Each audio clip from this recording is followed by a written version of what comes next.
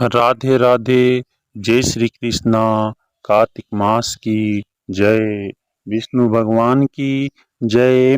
कार्तिक मास महात्म्य कथा अध्याय 25 में आप सभी का हार्दिक अभिनंदन है। आप सभी का स्वागत है। पवित्र कार्तिक मास की हार्दिक शुभकामनाएं। सुना प्रश्न ऋषियों का और बोले सुत जी ज्ञानी। 25वें अध्याय में सुनो श्री हरि की वाणी। धर्मदत्त जी का कथन। 24वीं कथा का आगे वर्णन सुनिए। तीर्थ में दान और व्रत आदि सत्कर्म करने से मनुष्य के पाप नष्ट हो जाते हैं, परंतु तू तो प्रेत के शरीर में है, अतः उन कर्मों को करने की अधिकारनी नहीं है।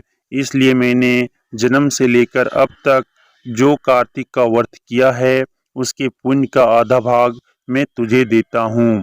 तू उसी से सद्गति को प्राप्त हो जा। इस प्रकार कहकर धर्मदत्त ने द्वादशाक्षर मंत्र का श्रवण कराते हुए तुलसी मिश्रित जल से ज्यों ही उसका अभिषेक किया, त्यों ही वह प्रेत ओनि से मुक्त हो प्रज्वलित अग्नि शिखा के समान तेजस्विनी एवं दिव्य रूप धारणी देवी हो गई और सौंदर्य में लक्ष्मी जी की समानता करने लगी। तदंतर उसने भूमि पर दंड की भांति गिरकर ब्राह्मण देवता को प्रणाम किया और हर्षित होकर गदगद वाणी में कहा, हे दिव्ज श्रेष्ठ, आपके प्रसाद से आज मैं इस नरक से छुटकारा पा गई। मैं तो पाप के समुद्र में डूब रही थी और आप मेरे लिए नौका के समान हो गए। वह इस प्रकार ब्राह्मण से कह रही थी कि आकाश से एक दिव्य विमान उतरता दिखाई दिया।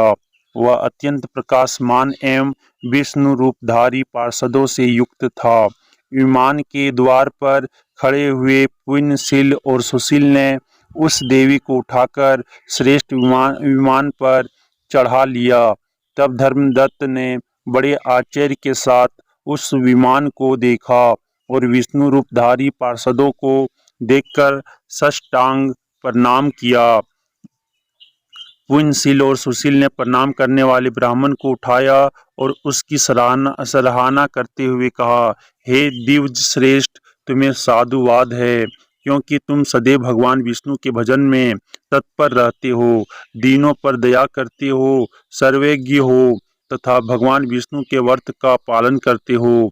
तुमने बचपन से लेकर अब तक जो कार्तिक व्रत का अनुष्ठान किया है, उसके आधे भाग का दान देने से तुम्हें दुना पुण्य प्राप्त हुआ है और सैकड़ों जन्मों के पाप नष्ट हो गए हैं। अब यह वैकुंठ धाम में ले गई जा रही है।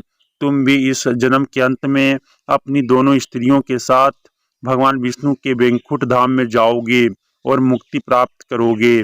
धर्मदत्त, जिन्होंने तुम्हारे समान भक्ति पूर्वक भगवान विष्णु की आराधना की है, वे धन्य और कृतकृत्य है। इस संसार में उन्हीं का जन्म सफल है। भली भांति आराधना करने पर भगवान विष्णु देहधारी प्राणियों को क्या नहीं देते हैं। उन्होंने उत्तानपाद के पुत्र को पूर्व काल में ध्रुव पद पर स्थापित किया था। उनके नामों का स्मरण करने मात्र से समस्त जीव सद्गति को प्राप्त करते हैं। पूर्व काल में ग्रहग्रस्त गजराज उन्हीं के नामों का स्मरण करने से मुक्ति हुआ था। तुमने जन्म से लेकर जो भगवान विष्णु को संतुष्ट करने वाले कार्तिक व्रत का अनुष्ठान किया है, उससे बढ़कर ना यज्ञ है, ना दान और ना ही तीर्थ है।